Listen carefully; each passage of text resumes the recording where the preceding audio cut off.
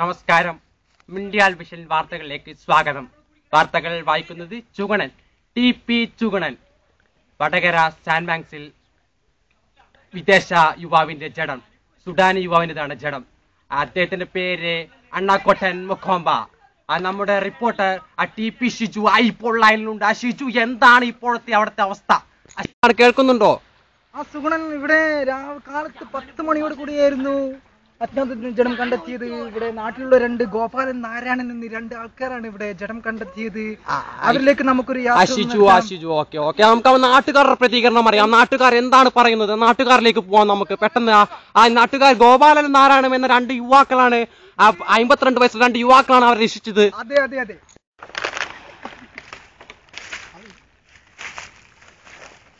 ആ വിദേശ യുവാവിന്റെ ജഡമാണ് നമ്മൾ ഇപ്പോൾ കാണുന്നത്.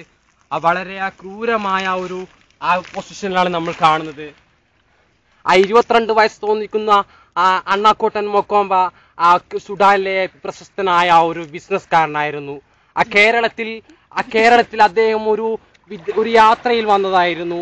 പാവം, അദ്ദേഹം കടലിനെ വളരെ സ്നേഹിച്ച വ്യക്തിയായിരുന്നു. കടലിൽ തന്നെയായിരുന്നു അദ്ദേഹത്തിന്റെ അന്ത്യവും. നമുക്ക് അവരുടെ നാട്ടുകാരുടെ പ്രതികരണം അറിയാം. കേൾക്കുന്നുണ്ടോ ഷിജു? ഷിജു കേൾക്കുന്നുണ്ടോ?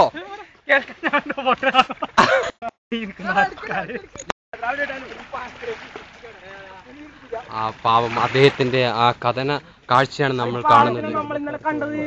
അദ്ദേഹത്തിന്റെ കുടുംബാംഗങ്ങളൊക്കെ ഇതുവരെ ബന്ധപ്പെട്ടിട്ടില്ല. കാരണം അദ്ദേഹം അത്ര നല്ല വ്യക്തിയായിരുന്നു, കുടുംബത്തെ അത്രയും സ്നേഹിച്ച വ്യക്തിയായിരുന്നു. എന്നിട്ട് കുടുംബത്തിൽ ഒരു വ്യക്തി പോലും അദ്ദേഹത്തെ നമുക്ക് ടി.പി. ഷിജു കേൾക്കുന്നുണ്ടോ? ഷിജു, നമുക്ക് നാട്ടുകാരിലേക്ക് പോകാം. അവരോട് ചോദിക്കാം, കോസ്റ്റ് ഗാർഡിനോട് ചോദിക്കാം. അതിവിജയകരമായി ബോഡി കരക്കെത്തിച്ച ഗോപാലേട്ടനേക്കിൽ നമുക്കൊന്ന് പോകാം. നമുക്ക് ഗോപാലേട്ടനോട് എന്താ ചോദിക്കാം? പറയൂ ഗോപാലേട്ടൻ. നാരായണൻ കൂടി ഇന്നലെ കാലുമടക്കാൻ വന്ന രാവിലെ കാലുമടക്കാൻ ഒരു ബോഡി എന്താണെന്ന് അറിയില്ല, അങ്ങനെ ഒഴുകി പോകുന്നു. നമ്മ ഒരു ഗോപാലേട്ടൻ സ്രാവല്ല പോണത്.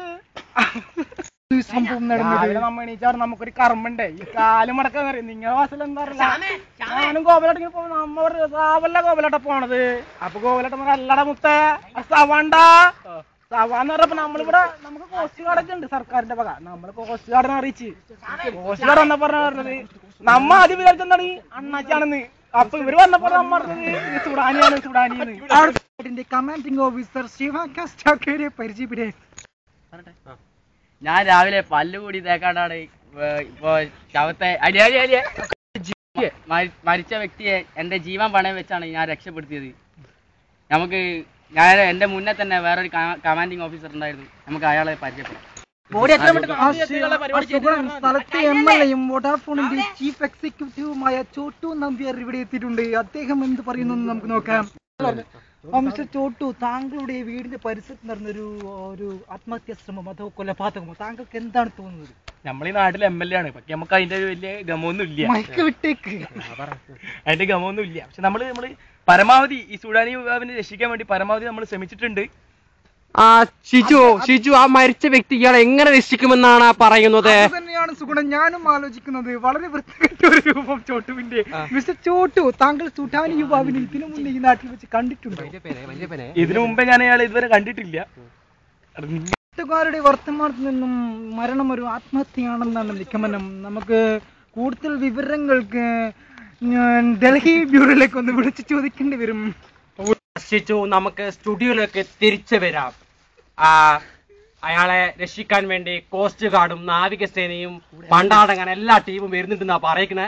അപ്പൊ നമ്മള് അടുത്ത വാർത്തയിലേക്ക് പോവാണ്. 5 മിനിറ്റിന് ശേഷം വീട് തിരിച്ചു വരാം.